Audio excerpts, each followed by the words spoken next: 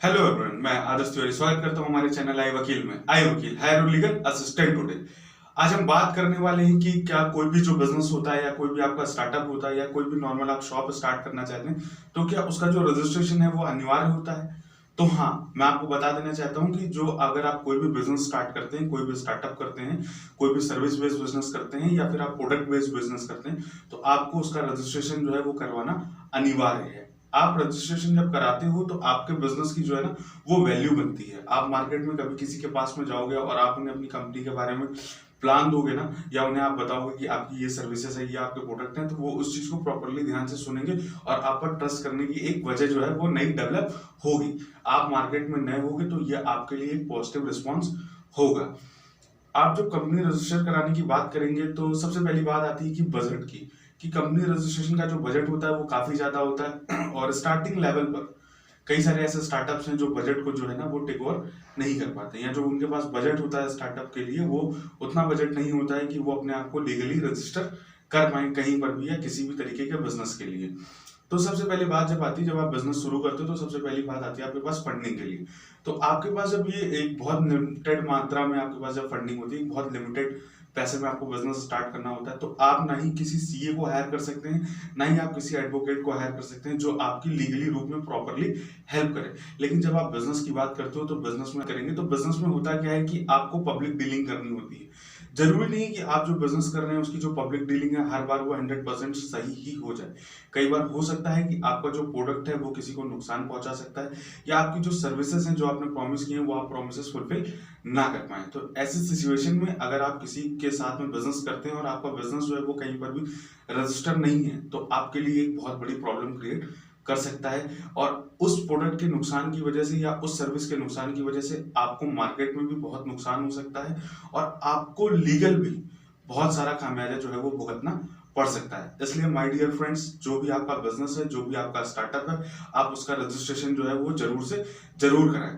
देखिए, रजिस्ट्रेशन कोई बहुत ज्यादा कॉस्टली नहीं होता है, बहुत ज्यादा महंगा नहीं होता है, ना ही ऐसा भी नहीं होता कि आपके बजट में ना हो। अगर आप 1 लाख रुपए से बिजनेस स्टार्ट कर रहे हैं तो अपने स्टार्टअप या अपने बिजनेस के रजिस्ट्रेशन के लिए आप 1,000 रुपए तो निकाल ही सकते हैं।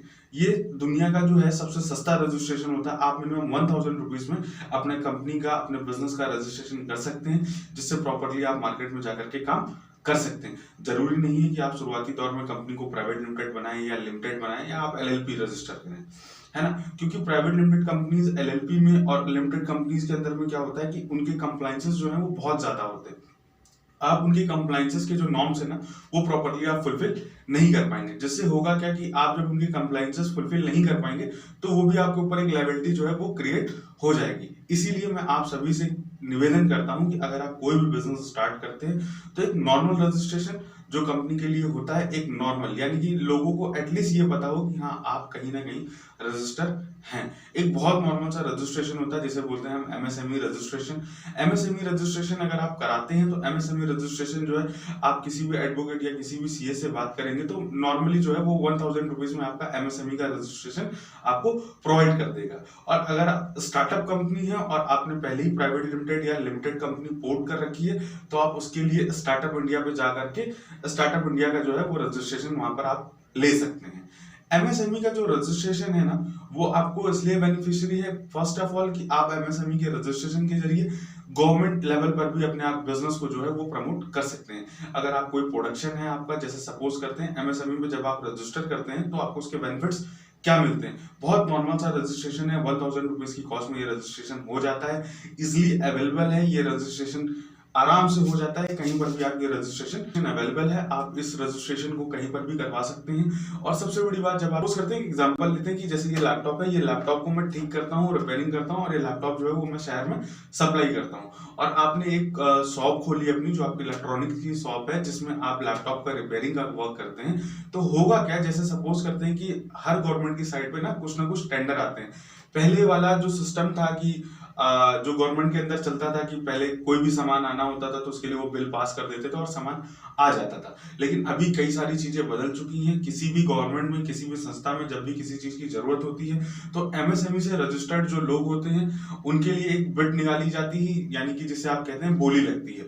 तो जो बोली में अपनी बोली को प्रॉपरली उसे नॉर्मल जैसे सरकार को भी लगता है कि हाँ ये इन्होंने सबसे कम कॉस्टिंग की है, और जो आप मैन्युफैक्चर होंगे आपको लगता है कि हाँ इस कॉस्टिंग में आप पैसा बचा लेंगे, तो आप गवर्नमेंट के साथ जाकर के डायरेक्ट बिना किसी एक्स्ट्रा रजिस्ट्रेशन के थ्रू आप अपने आप बिजनेस को गवर्नमेंट के साथ जो है वो कंटिन्यू कर सकते हैं।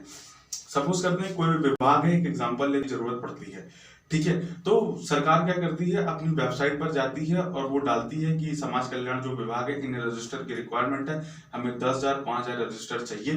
तो आप अगर आपने अपने जो आपकी स्टेशनरी की शॉप है, जहां आपकी कॉपी किताब की शॉप है, अगर वो आपने एमएसएमई से रजिस्टर कर रखी होगी, तो जब आप उस साइट को खोलेंगे, वो जो पोर्टल खोलेंगे ना, उस पोर्टल में आएगा कि क्या बोलते हैं किस जगह पर कितनी क्या जरूरत है, तो आप वहां पर अपना माल सप्लाई करेंगे, विद इन 15 डेज आपकी जो है वो पेमेंट आ जाएगी। अगर आप एमएसएमई के थ्रू कोई काम करते हैं तो आपको ये सारे बेनिफिट्स मिलते हैं।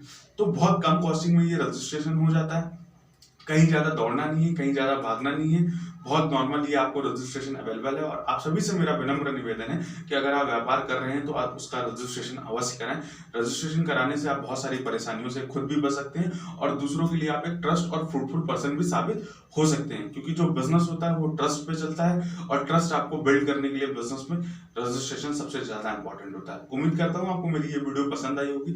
अगर इसमें कोई क्वेश्चन कोई डाउट आया हो तो आप मुझसे कांटेक्ट कर सकते हैं, मुझे नीचे कमेंट बॉक्स में बता सकते हैं, मैं कमेंट में आपको रिप्लाई कर दूंगा।